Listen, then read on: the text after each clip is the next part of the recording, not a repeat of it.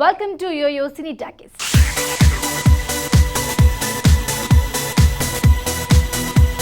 పవన్ కళ్యాణ్ తనయుడు అఖీరానందన్ తెలుగు తెరపై ఎంట్రీ ఇవ్వనున్నాడు. త్వరలో అఖీరా నటించిన తొలి చిత్రం బులి తెరపై ప్రసారం కాబోతుంది. అదేంటి, అఖీరా సినిమా ఎప్పుడు చేశాడని ఆశ్చర్యపోతున్నారా?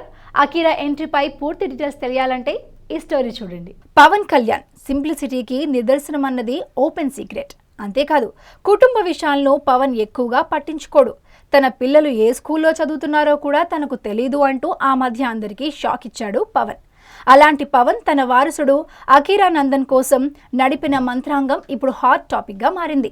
రేణు దేశాయ్ దర్శకత్వంలో తెరకెక్కిన ఇష్క్ వాలా లవ్ అనే మరాఠీ సినిమాలో అఖీరానందన్ ఒక ప్రత్యేక పాత్రలో నటించాడు.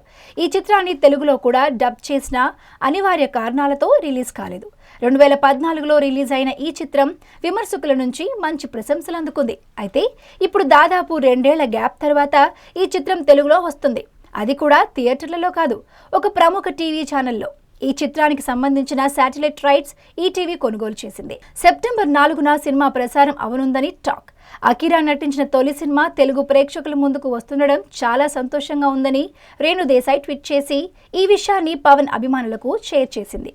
రామోజీరావుతో పవన్ కళ్యాణ్కు మంచి సాన్నిహిత్యం ఉంది.